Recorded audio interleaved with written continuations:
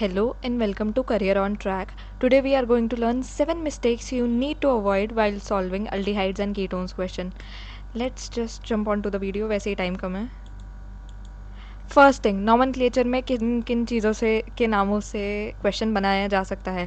ये स्ट्रक्चर्स आपको पता ही होने चाहिए. एनसीईआरटी में भी गिवन है और बहुत ज़रूरी है. सबसे पहले इससे स्टार्ट करते हैं क्योंकि आपने देखा हुआ है बेंजीन का मॉलिक्यूल है, उसके ऊपर डायरेक्टली अटैच्ड है अल्डिहाइड, ठीक है. बट वहीं पे ऑर्थो पोजीशन पे ये अल्कोहल भी है, अल्कोहलिक ग्रुप भी जुड़ा हुआ है, इसलिए इस स्ट्रक्चर को कहते हैं सेलिसल्डिहाइड. सेलिसल्डिहाइड ये रीमर टीमन रिएक्शन में बना था, अगर किसी को याद है तो, और होना ही चाहिए भाई, एग्जाम एकदम सर पे, ठीक है. तो इसका स्ट्रक्चर तो याद ही होना चाहिए और पता होना चाहिए. अब आ जाते हैं इस पे. इस स्ट्रक्चर को देखो, यहाँ पे पहली चीज़ जो है वो नोटिस करो कि अल्डिहाइड और अल्कोहल एक दूसरे से पैरा पोजीशन पे है, ठीक है. और अल्कोहल के पास, अल्कोहल के रिस्पेक्ट में ऑर्थो पोजीशन पे एक ये मिथॉक्सी ग्रुप भी जुड़ा हुआ है, ठीक है. तो इस स्ट्रक्चर को बोला जाता है वैनिलीन. अब आपको पता है कि polyfunctional compounds, polyfunctional group compounds में भी हम एक फंक्शनल ग्रुप चुनते हैं जो कि सुप्रीम होता है, ठीक है. तो यहाँ पे ऑब्वियसली अल्डिहाइड सुप्रीम है, ठीक है. माना कि अल्कोहल भी है, ये ईथर भी है, बट स्टिल अल्डिहाइड सुप्रीम है यहाँ पे.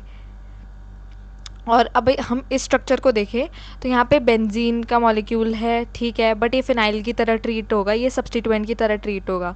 यहाँ पे मेन चेन तो ये है क्योंकि यहाँ पे डबल बॉन्ड भी है, प्लस उससे भी ज़्यादा मेन है कि फंक्शनल ग्रुप यहाँ पे जुड़ा हुआ है, ठीक है. तो ऐसा कंपाउंड जिसमें मेन चेन है अलाइलिक कार्बन पे ही, अलाइलिक कार्बन से बेसिकली अल्डिहाइड वाला, एंड यहाँ पे डबल बॉन्ड भी है, प्लस ऐसे फिनाइल ग्रुप जुड़ा हुआ है. This is known as cinnamaldehyde. ये मेरे को भी याद करने में बहुत टाइम लगा था, ये बस ऐसे ही याद कर लो यार, मुड़ा मुड़ा थोड़ा सा स्ट्रक्चर है, पता नहीं अजीब सा, सिनेमल्डिहाइड. अब आगे बढ़ते हैं. Second thing, preparation of aldehyde में से ऑब्वियसली नेम रिएक्शन है. नेम रिएक्शन बहुत ज़रूरी होता है, किसी को भी बताने की ज़रूरत नहीं है कि नेम रिएक्शन पढ़ के जाना, वो तो ऑब्वियस होता है, ठीक है. तो अल्डिहाइड से रिलेटेड ये जो 4 नेम रिएक्शन है ये पता ही होने चाहिए. सबसे पहले आप एनसीईआरटी में पढ़ते हो रोजनमंड रिडक्शन, ठीक है. देखो पहली बात तो ये देखो, एंड में बेंजल्डिहाइड बन रहा है यहाँ, बेसिकली यहाँ पे देखो बेंजल्डिहाइड बन रहा है, ठीक है. पहली चीज़ क्या करी ना रोजनमंड ने, उन्होंने लिया एसिड क्लोराइड, ठीक है, बेंजोइल क्लोराइड लिया टू बी मोर स्पेसिफिक. उसको उसमें उन्होंने डाला, हाइड्रोजन से रिडक्शन करवाई in the presence of Lindlar's catalyst, ठीक है. लिन्नार्ड्स रिएजेंट कह लो, कैटलिस्ट कह लो, बेसिकली वही. तो उससे रिडक्शन हो जाती है. अब यहाँ पे क्लोरीन हटेगा तो फिर हाइड्रोजन आ जाता है, रिडक्शन हो गई. मेन बात है हमें बेंजल्डिहाइड मिल गया. अब सेकेंड जो रिएक्शन पढ़वाती है हमें एनसीईआरटी शिट,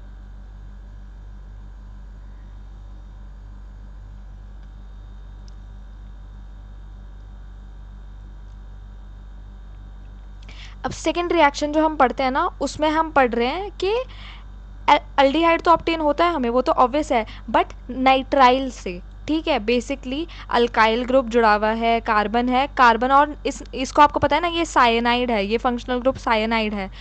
तो जब ये कार्बन की चेन में जुड़ा हुआ होता है तो इसको नाइट्राइल बोल देते हैं, ठीक है.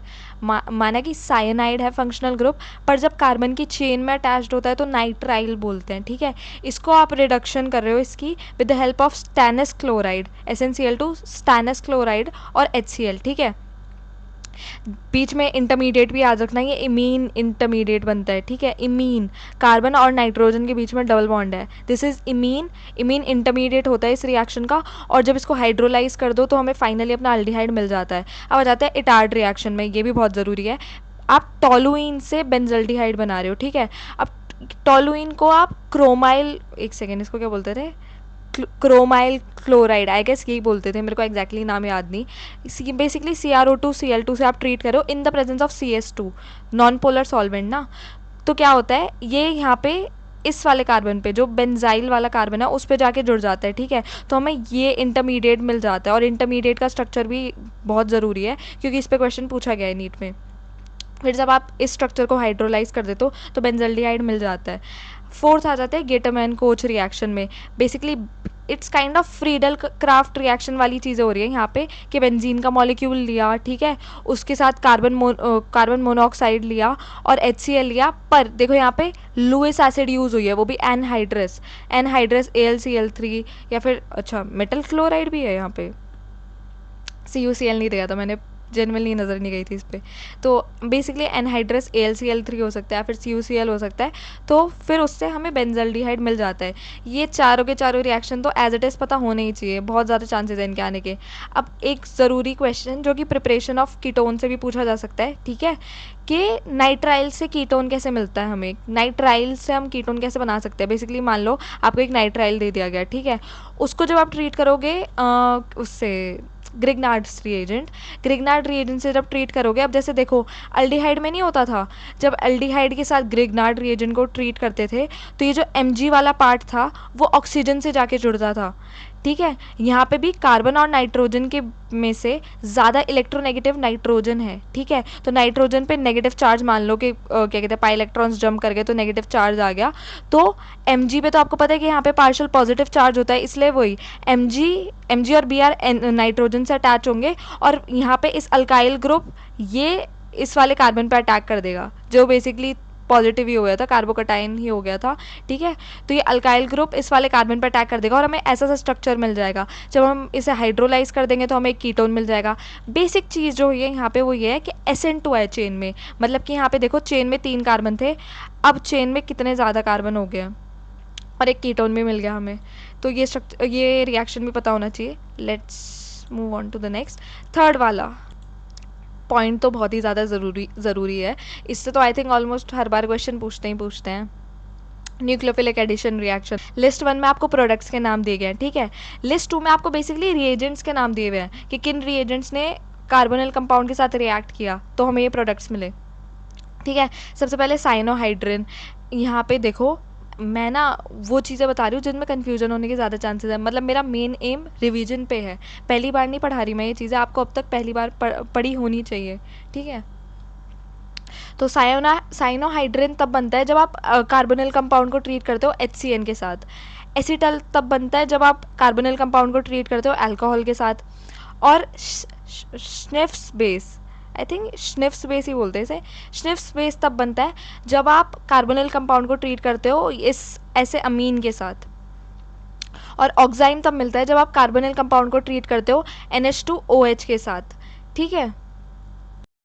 अच्छा, जब न्यूक्लियोफिलिक एडिशन रिएक्शन की बात हो रही हो ना, तो रिएक्टिविटी कंपैरिजन भी पता होना ज़रूरी होता है, इस पे भी क्वेश्चन आ सकता है। एक फंडामेंटल चीज़ जो आपको पता होनी चाहिए कि अल्डिहाइड और कीटोन में से ज़्यादा रिएक्टिविटी अल्डिहाइड्स की होती है, अल्डिहाइड्स की टेंडेंसी ज़्यादा होती है रिएक्शन करने की, रिएक्शन में पार्ट लेने की।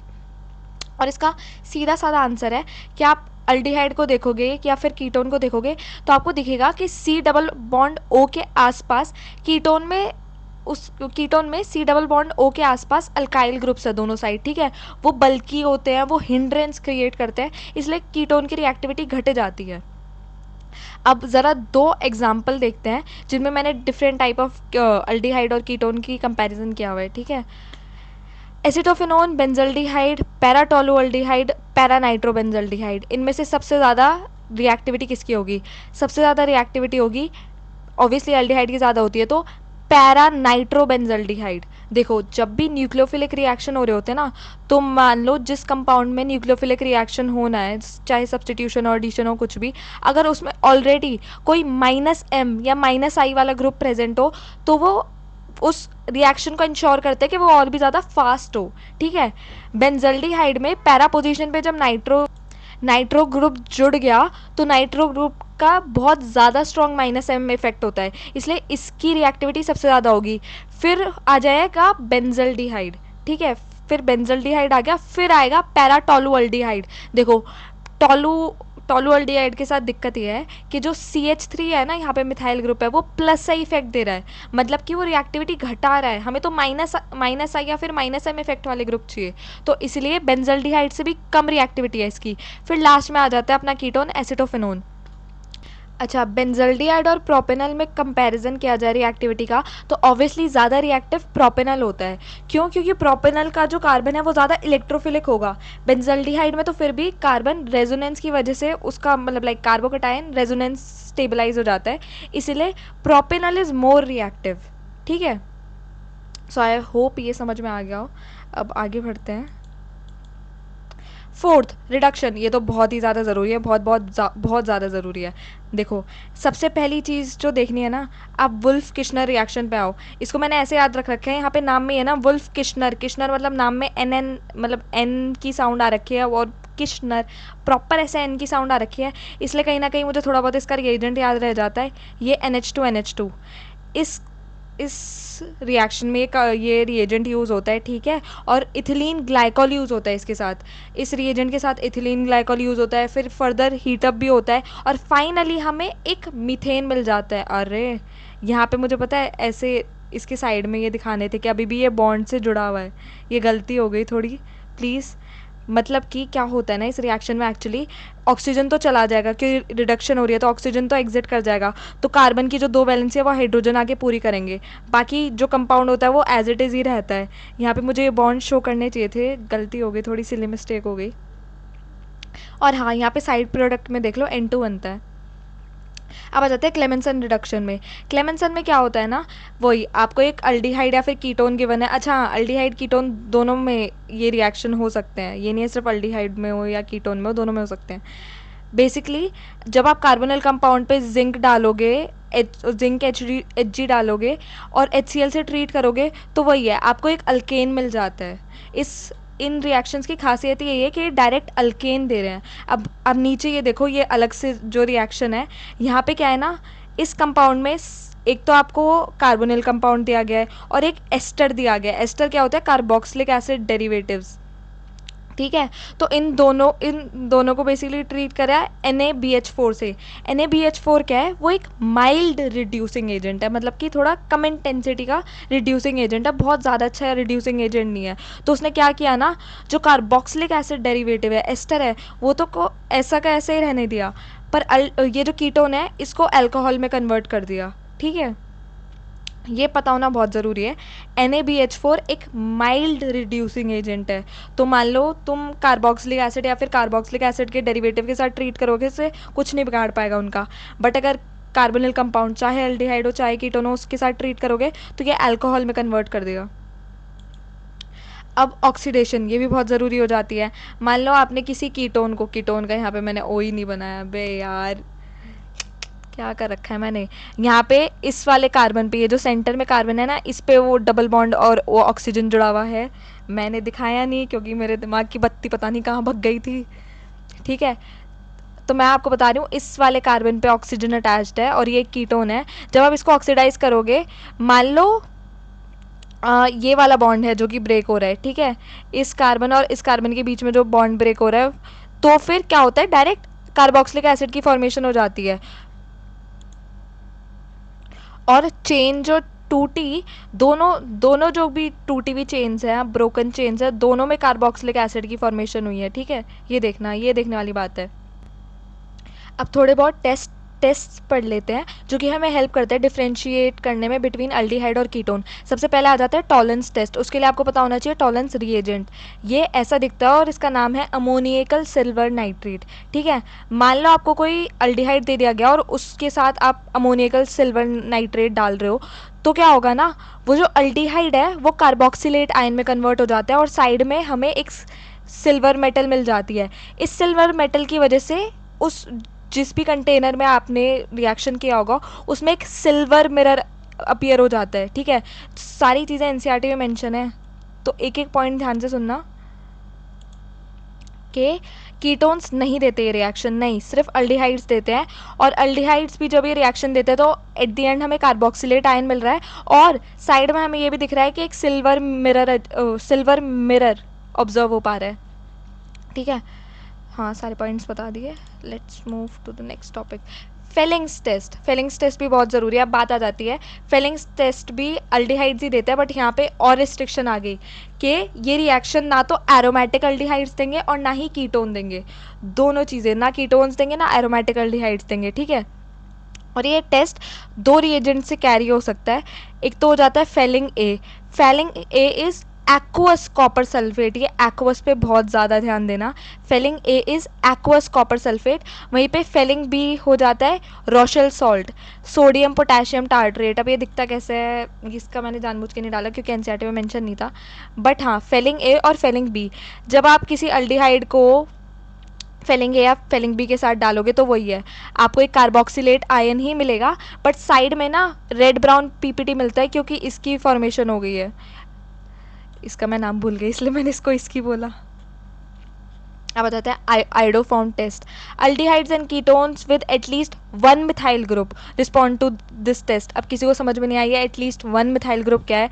यहाँ पे देखो एक अल्डिहाइड है, हाँ अल्डिहाइड के साथ होता क्या है, सी डबल बॉन्ड ओ है और साइड में एक हाइड्रोजन होगा, ठीक है, ये तो ठीक है।